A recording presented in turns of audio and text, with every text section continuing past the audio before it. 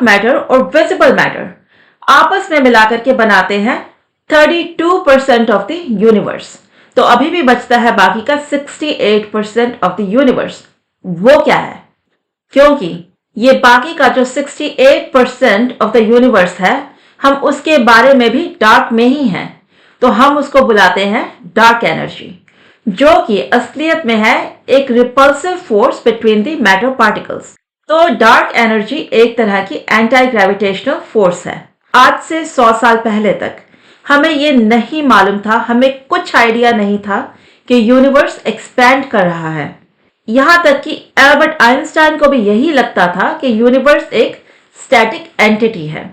लेकिन जब साल 1929 में एक अमेरिकन एस्ट्रोनॉमर एडविन हबल ने यह डिस्कवर किया कि यूनिवर्स एक्सपैंड हो रहा है, तो एल्बर्ट आइंस्टाइन ने यूनिवर्स को स्टैटिक समझने को अपने जीवन का सबसे बड़ा ब्लंडर बताया। यूनिवर्स की इस एक्सपेंशन को नाम दिया गया था कॉस्मिक एक्सपेंशन, और ऐसा माना जाता था कि ग्रेविटी की वजह से इस एक्सपेंशन को स्लो डाउन, डिसलरेट हो जाना चाहिए। लेकिन 1998 में यह डिस्कवर किया गया कि यूनिवर्स की एक्सपेंशन एक्सेलरेट हो रही है। मतलब कि कोई इस तरह की फोर्स है जो कि ग्रेविटी को काउंटर एक्ट ही नहीं कर रही, बल्कि उसको सरपास, उसको एक्सीड भी कर रही है। इस रिपल्सिव फोर्स को नाम दिया गया डार्क एनर्जी।